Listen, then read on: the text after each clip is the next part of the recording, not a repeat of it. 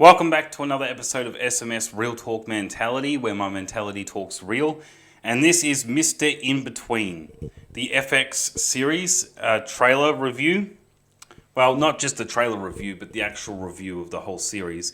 I've watched all 3 seasons, and I'm not going to waste any time. Let's get into it. Tell us a little bit about why you're here. My name is Ray. I'm 40. Got a kid. Do you think that you've got an anger problem?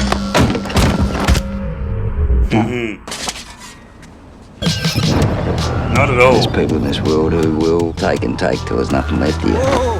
Man, why don't you watch where you're going, eh? What was that? You gotta fight back, you know? Always better to give than receive. Is it? I'll give you your money, okay? It's not my job to collect money, it's his job. What's your job? My job's to make you sorry you didn't pay when you had the chance.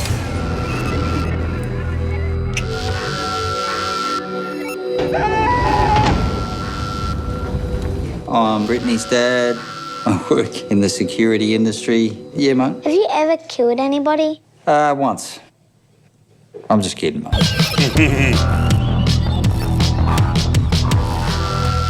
Have you ever killed anybody? Just going back to the title once. screen. I'm just kidding, mate.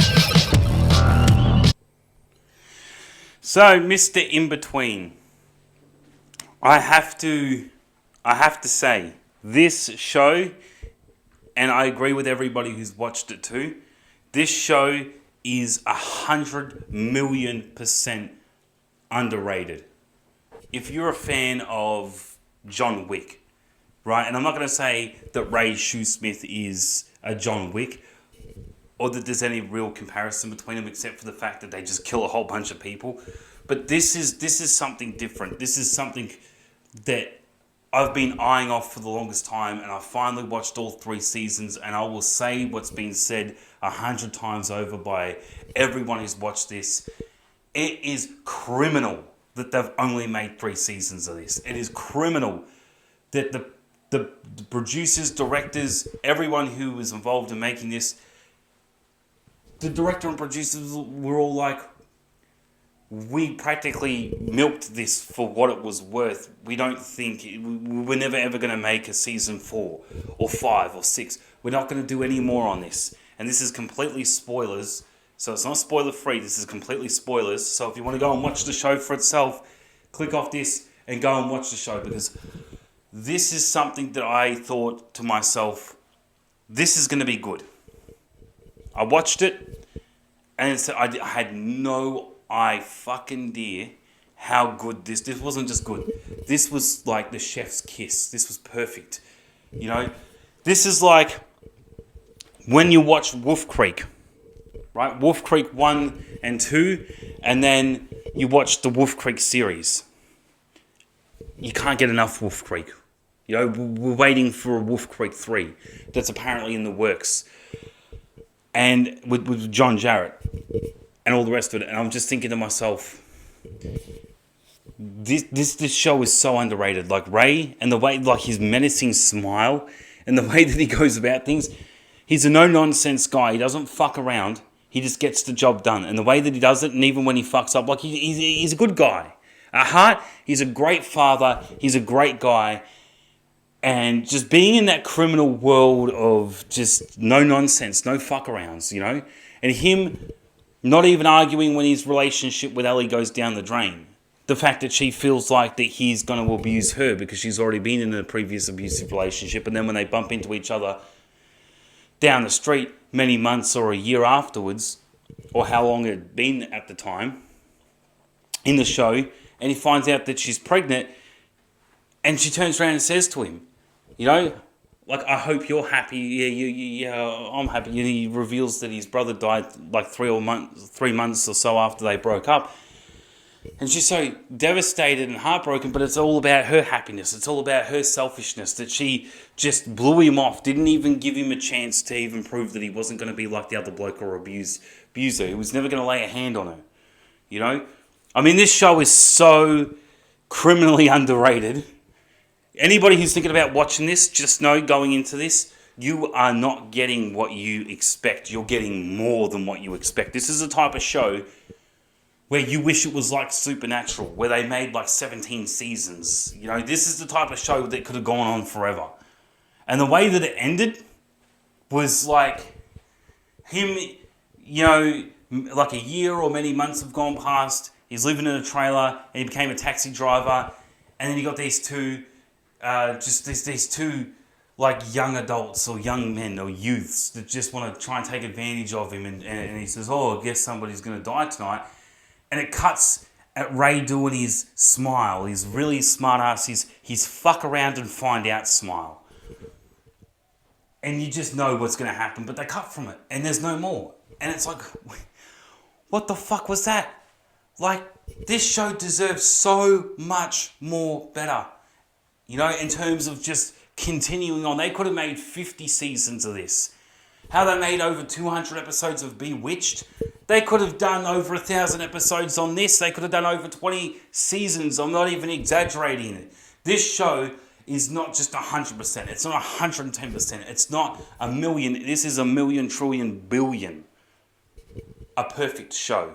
The way that Ray goes about things, the way he handles his business, the way he's so protective over his daughter and his family, and how the show can be so, as it even said in the trailer, wickedly funny and hilarious, but it also has these darker undertones too, where it takes itself very seriously, like in the scene where he has to kill his brother, you know, and light the house on fire, and he ejects his brother, like in that, he's having those last moments. And even when it comes to his issues with his father, and his dad's in that nursing home and apologises, and Ray's finding it very hard to forgive his father for what he did coming back from the war and being a drunken, abusive father, right?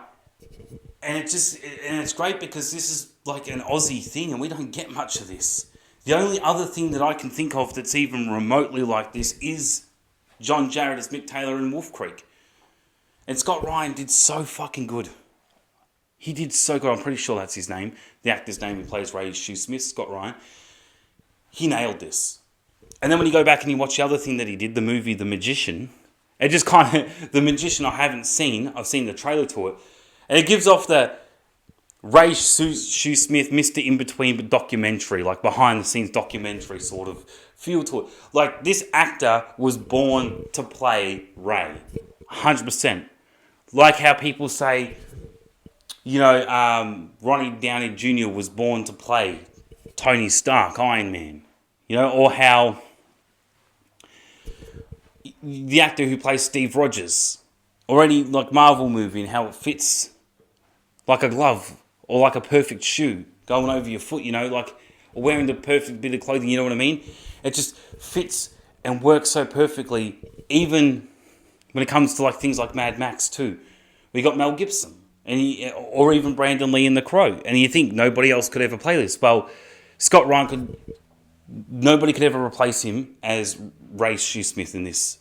Like, this series is criminally underrated. I can't stop saying that. It is so good from the first season. And then in the first episode, and I will be honest with you, the first episode kind of just starts off randomly with him and his mate. And don't get me wrong, his mate is a bit of a dickhead. He's a fucking porn-obsessed fuckhead who goes into his own porn industry, his own porn business, you know, making the naughty boy productions or whatever, and he's trying to pitch the idea to friggin' Ray and all the rest of it. And it's like, I'm just sitting there thinking to myself, this guy is just, like his mate is just, I forget his mate's name, but his mate is just... too into the porn stuff, too much into the sex stuff. He's definitely a fucking nympho. And you know, the hilarious scene where you've got the Golden Showers DVD where Ray has to go over to his mate's place and admit, like lie, I should say, and admit to a lie that he left. Like, why would you leave your porno movie, your porno DVD, at your mate's place when Ray's saying that to Ellie in the car? Like, why would you go over to your mate's place and leave a porno? What the fuck? And then this guy just gets on the internet and just continues to do it and all the rest of it. And wonders why he keeps getting caught out by his partner. Like, I know what they're playing at. I know exactly what they're going at. Like, guys watch porn, and then you've got these controlling, manipulative females that are like, you can't watch porn, and if you get caught out, it's the end of the relationship because they see it as unloyal and cheating and all the rest of it. And I've got my own thoughts and opinions to that. I'm not going to get into it. All I'm going to say is I like how they played into the realism of the real world with that. Or even the real world with things of how people, will just bump into your kid and not give a shit and then want to mouth off to you. How everyone always just wants to start shit. And even when he's in that meeting, when he's in the, what do you call it, behavioural change program, anger management. And he's sitting in the circle and he says straight, he's like, why, the guy, he says to Ray, the counsellor or whatever, says to Ray, he says, why do you feel like the answer to your questions is always violence, essentially? He doesn't say it like that, but it's practically that. He says, well, because the world's full of assholes. And it's like, well, Ray, you can't, he's like, there's too many assholes. And the world's full of assholes, Ray. Yeah, you want to know why? Because everyone lets them get away with it. And then he does that smile. And instantly, it's like everything Ray says, he backs up with bare bones logic. Like, you can't argue with him because what he's saying is 100% the fucking truth. Whether it's about the asshole line, about how the world's full of assholes, and how everyone lets him get away with it. To just his defense and why he does what he does. And it's just, it's tragic because you have scenes in it and you've got episodes and stuff that really, really, like every episode immerses you. The first episode starts off kind of just randomly. Like, they don't explain who anybody is. They sort of just let you figure that out for yourself. All right, who's this bloke? What are they doing? All right, this is the main protagonist. This is the main character, Ray Smith. Oh, he's got his mate here. Oh, his mate's a bit of a porno-obsessed fucking dickhead. He knows about what he does. Is okay with all the criminal shit. He's okay. Ray's a bouncer at this playhouse club thing. Oh, he's got this contract with what seems to be the owner of this club, this sort of like small-time mob boss guy who rips him off a bit and doesn't pay him what he's owed and eventually fucks him over. Like everyone else, like every time it seems like in this show that Ray's everything's going good for him and it just gets ripped away from him. Like everything that they build to be like, okay, he's got this really good brotherly bond connection with his brother and he's there for him and he even, builds up the back garage for his brother to stay in. He's got issues with his father, his brother's wishes are to try and make it work with his dad. I guess that's why he sat down and, heard his dad out at the nursing home and his dad apologised to him. I know it's not much and I know I can never take back what I've done, but I'm just letting you know I am sorry. And Ray trying not to get emotional when his dad's apologising to him for all the wrongdoings he did when he came back from the war, and how he is genuine in his relationship with Ellie.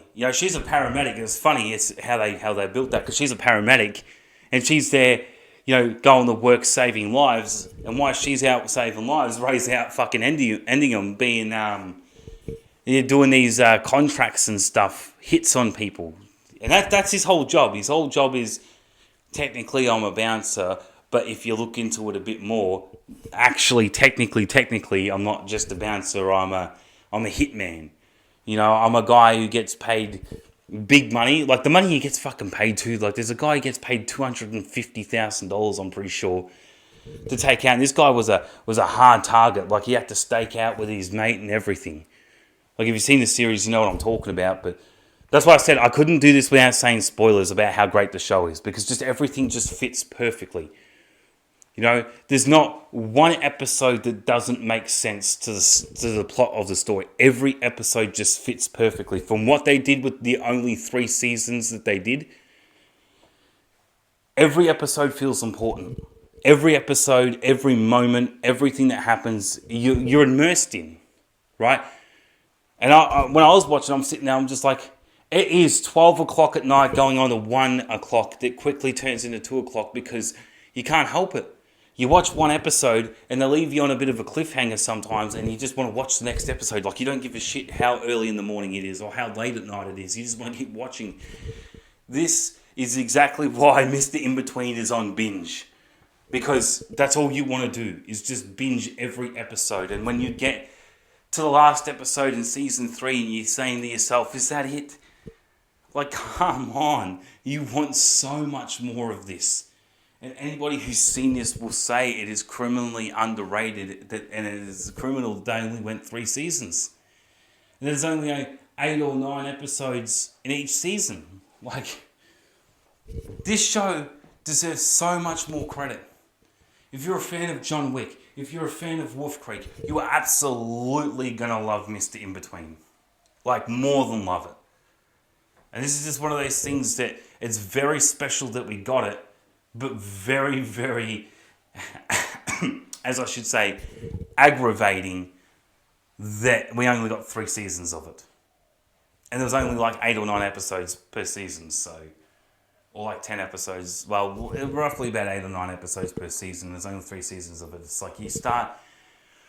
By the 3rd season, you're fully immersed. You're fully into it. You're fully invested in everything. Right? By the 3rd season, even by the 2nd season, you've already got all the characters, everyone figured out. You know what's going on. You know the story. And that's what gets you so immersed. The first, 2 to 3 episodes... You may be scratching your head like, I don't quite get this, but then again, by like the 2nd or 3rd episode, you're starting to get it. You're starting to understand who's who, what their character is, what their place in the show is, who they are, what they're about, their personality, whether they're a full dickhead or whether they're just a good guy or a bad guy or someone who you know is going to fuck Ray over. But the thing is, Ray's always not 2 steps ahead, not 5 steps. This guy is 50 steps ahead. He always knows when somebody's going to fuck him over, like the bloke with the guns. You know, when Ray and his mate were there doing the guns, and they put and the other bloke, they staged beating the shit out of beating the shit.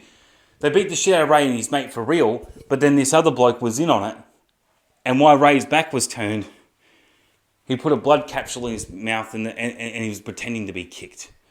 You know, and Ray knew straight away when he was putting him in the car, when this bloke was putting Ray in the car, trying to act like he was like, oh my God, we all got jumped, what the fuck, and all the rest of it. So then these guys could get away with the money and the guns. And Ray was like, you just turn the car on and run this prick over. Took him, he knew what it was about. And even when they came to give him his guns back in transfer of his mate, right, to transfer over, you give me my guns back, give me my guns and money back, and we'll set your boy loose. You can have your mate back. And then we'll give him the guns.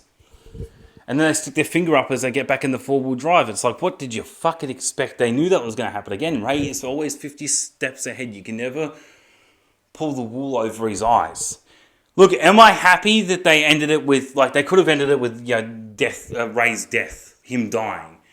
Maybe there's something that he wasn't 50 steps ahead of. They could have done that. They could have really left a sour taste in your mouth, and they could have said Ray was a bit not on the ball with this one. They could have done that. Which, I don't know whether that was an option that they were thinking of, but they knew it would have left a sour taste in everyone's mouth if they did go that way with it. But, look, at the end of the day, the way that they ended it wasn't perfect, but I would rather it be like this than Ray just suddenly die because he wasn't as smart, or maybe he got outsmarted or something like that. I'm happy that they did end it on the basis of he's still very much alive, he's still very much on the top of his game, he's still very much 50 steps ahead of everyone, and he always knows what's going on. He may not be into the contract killing scene or the criminal stuff anymore. He may just be a basic taxi driver that's now got bald hair, you got a bit of a pudgy belly, looks like he let himself go a bit. But he's still very much Ray Shoesmith and still very much knows what he's doing. He's very much 50 to 100 steps ahead of everyone. So, and the fact that when his relationship with Ellie ended and he started getting into this relationship with this new girl, and they gave you hope. And that's what they do with this show. They really build you up. They really get your emotions into it. Even though it's just a show. Even though it's just a series. They still get you so invested, so emotionally invested that it hits you in the feels. When something goes right for Ray, you're cheering for him. But when something goes wrong and his whole world falls apart, you really, really, really, really feel for the bloke. And they couldn't have done that any more perfectly. It's just hard to see if this guy gets into any other future projects, not to see Ray Shoesmith and Scott Ryan. Like, it's very hard because he plays the role perfectly. And that menacing fuck around and find out smile is just something that I feel like comes naturally. Like, even, no, he's Scott Ryan. He's not Ray Shoesmith in real life. He's still got that, like, if you were to fuck this guy over, he would still be able to give off that fuck around and find out smile ever so effortlessly. He just looks like that guy that you would rather be best mates with than be his worst enemy. Even in real life, you'd rather be his best mate than his worst enemy. Because it's the way that he goes about things. You know, he's very big on respect, which is what the show pushes. And if you've got respect, you know, as he says, if you've got respect, respect goes both ways. But if you're an asshole, you get what you fucking deserve, essentially, right? If you're going to fuck around, find out. Just everything from it. The humour, the dark scenes, how emotionally invested you get into it. I cannot praise this show. My Metacritic score out of 10. Man, I would love to give this show and stay within the boundaries of the 10 out of 10s. This show deserves, and I'm not even exaggerating this show deserves a 500 out of 10. Just like Wolf Creek. I would give Wolf Creek a 500 out of 10. Like, it is that criminally fucking underrated. It is that good. It is so fucking good. So, if you're thinking about it, watching this, even with the spoilers and stuff that I've said in this video, and trust me talking about it all day and all night long doesn't do this show justice enough. No matter how much I'm praising this show up the arse, is there anything that the show does wrong? Yeah, it ended at only 3 seasons and only had 8 or 9 episodes per season. That's the issue. There wasn't enough of the good stuff. You know? This show is like a drug you just want to binge and obsess off it. It is that good. But me talking about it doesn't do it justice. Watching the trailer only does it some justice. Actually watching the show for yourself, you will know just how fucking good this show is. And it's very rare for me to come across a movie or a game or a show where I am just praising it up the arse. But they did this just so perfectly, so effortlessly perfect. And I don't know whether they knew it was going to turn out this good. And for the longest time, I was telling myself, I need to watch this. And I'm thinking to myself, before I watched it, I'm like, yeah, this looks really good. But I thought they were going to do that whole thing where maybe, you know, the first 3 or 4 episodes would be good. And then maybe there'd be some episodes where it's a bit boring. They can't all be good. You know, not every show is always good with their episodes. I was thinking that. Not doubting the show because I had any reason to, but just doubting it because people don't know how to make good shit anymore. And when they start making something good, like for example, take The Walking Dead or even The Last of Us, right? The Walking Dead was good. Their first like 4 or so seasons, but and even after the Negan shit. And then they're stuck on downhill. As soon as Rick was taken in the helicopter and all the rest of it just went downhill. And then main characters, Carl, you know, just died and everything, and it just went completely flat. Glenn died. Maggie never felt like she got the justice of Negan, what was deserved. Whether you're the biggest fan of the Negan character in the Walking Dead series or not. Like, it just felt flat. And now they're doing these side series, the Daryl stuff and the Maggie with Negan stuff. You know, and it just doesn't hit the same. Too many producers, too many directors, too many story writers overlapping each other. They fuck it all with The Last of Us. The Last of Us was great, was an absolute fucking masterpiece of a game. And then The Last of Us 2 comes around, or Part 2 if you want to be technical. The Last of Us 2 comes around, and people are trying to so ignore Abby. Right? They're trying to ignore Abby in terms of the great graphics and the amazing gameplay. Don't get me wrong. The Last of Us 2 deserves its flowers. It deserves credit where it goes good. The graphics and the gameplay is amazing. The story and killing off Joel was just, again, I'm going to keep using this term, was criminal. Absolutely fucking criminal. And getting you to play as Abby and then trying to make out that Ali's all good with her, or accepts what she did or whatever, like for the reasons, because Joel killed his father in the first Last of Us game. Like, come on. Things like that really pisses me off. It pisses a lot of people off too. And then Naughty Dogs comes around and says, hey, don't worry about The Last of Us 2 and the story about ragging on us about Abby and body shaming her. How about you got Crash Bandicoot 4? It's about time. Everyone pay attention to that now, you know? But look, all good things must come to an end eventually, but Missed Inbetween could have gone for much longer. I would have been a lot happier if they went at least 10 seasons, you know? If they gave us the way that it should have been, and the way that this series should have gone, they should have given us 20 episodes, 10 seasons. Then I would have been happy. Then I would have said this show got the justice it deserved in terms of being that fucking good, that fucking perfect. 500 out of 10 Metacritic score, so I'm going to keep going around in circles saying how great it is, but all in all, Mr. Inbetween is Mr. Downright fucking perfect series to watch. If you're thinking about watching it even after this video, I cannot recommend this up the arse any fucking more. Honestly, I can't. But as always, thank you for watching this episode of SMS Real Talk Mentality, where my mentality talks real, and this is Mr. Inbetween FX series review. And as always, if you're not videoing it or reviewing it, it ain't worth shit. Thanks for letting my mentality talk real. Take care, guys. And as always, mic drop.